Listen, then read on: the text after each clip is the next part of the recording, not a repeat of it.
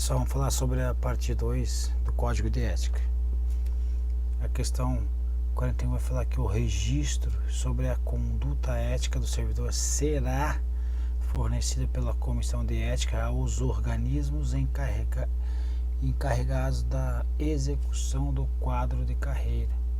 Exemplo: gestão de pessoas, recursos humanos, com o objetivo de instruir e fundamentar promoções, correto?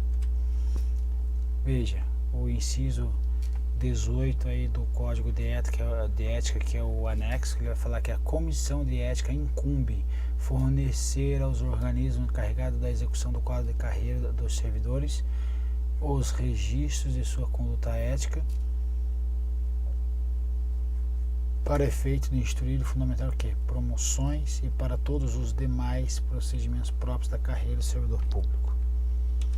Questão 43. De acordo com o decreto mencionado, que é o decreto 1171, a promoção é uma das penalidades, a remoção é uma das penalidades aplicadas ao servidor por comissões de ética, sempre será censura.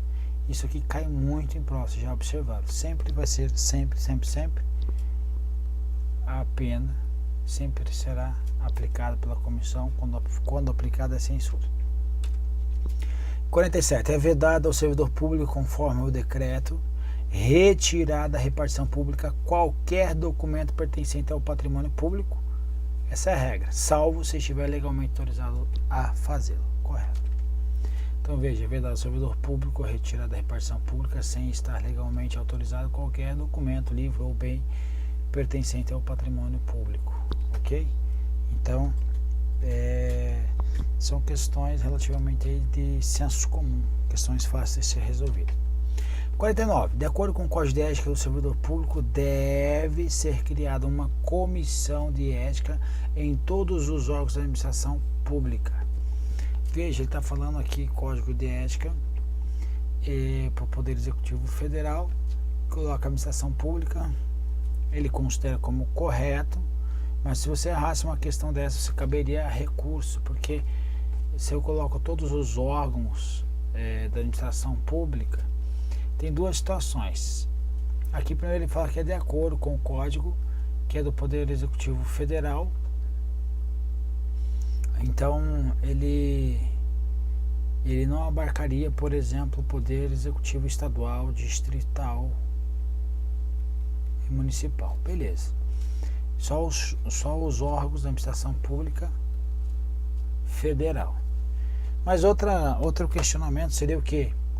Olha, em todos os órgãos, entidade de administração pública federal, direta, indireta, mas na indireta ele diz aqui, ó, autárquica e fundacional, ou em qualquer órgão ou entidade que exerça atribuições delegadas pelo poder público, deverá ser criada uma comissão de ética. Quem ficou de fora aqui? As empresas públicas e a sociedade de economia mista. Num outro inciso, que é o inciso 24, ele fala que aqui ele fala sobre apuração de comprometimento ético. Ele vai falar: entende-se como servidor público todo aquele que, por força de lei, contrato ou de qualquer ato jurídico, preste serviço de natureza permanente, temporária ou excepcional, ainda que sem retribuição financeira, desde que ligado direto ou indiretamente a qualquer órgão do poder estatal, como, aí ele coloca aqui, como as autarquias, fundações, entidades paraestatais inclusives, e as empresas públicas e sociedade de economia mista. Ou seja, aqui ele está dizendo que respondem com a apuração de comprometimento ético os empregados de empresas públicas e sociedade de economia mista. Mas no 16 ele fala que será aí deverá ser criado comissão ética aqui de fora está a empresa pública e sociedade de economia mista. Mas o CESP entrega isso aqui como correta. Então, todo especial é pouco para uma questão parecida com esta, ok?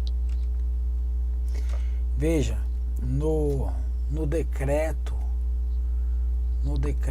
que veio posterior, a gente vai ver depois esse decreto, Aí ele fala que compete às instâncias superiores dos órgãos e entidades do Poder Executivo Federal, abrangendo a administração direta e indireta. Aqui, ó, ele não traz a ressalva que é só autarquias e fundação pública, mas trarás também quem? As empresas públicas mais a sociedade de economia mista. Ok? Então tem essa possibilidade aqui. Constituir comissão de ética. Então, questão certa, mas tenha cuidado. As competências da comissão de ética não incluem aplicar a penalidade do servidor público que esteja em condição de contratado temporariamente. Ou seja, a comissão de ética não pode apurar atos de servidores temporários. Eles não são abarcados aí pelo Código de Ética, muito menos pela comissão. Resposta ok, errado.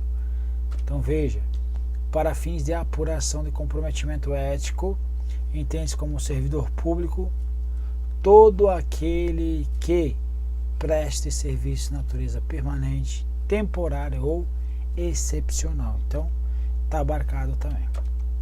Questão 55. Supondo o regular funcionamento de uma comissão de ética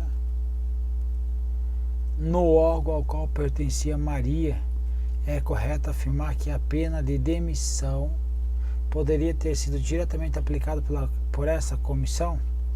Pela comissão de ética, ele pode aplicar pena de demissão ou somente censura? Somente censura. Então veja, se cabe demissão, o que eles vão fazer? Tem essas opções aqui, ó, no decreto. Vou fazer um encaminhamento de sugestão de exoneração de cargo ou função de confiança à autoridade hierarquicamente superior ou devolução ao órgão de origem, conforme o caso. 2. Encaminhamento, conforme o caso, a CGU ou unidade específica de correição do Poder Executivo Federal para exame de eventuais transgressões disciplinares. E por fim, também pode ter o que? Recomendação de abertura de procedimento administrativo, se a gravidade da conduta assim o exigir. Então, não cabe à comissão, sim encaminhar. Então, não cabe a ela, por exemplo, punir com pena de exoneração ou demissão. Vai ser feito aí, então, a sugestão, vai ser dado um encaminhamento da sugestão à autoridade competente aí.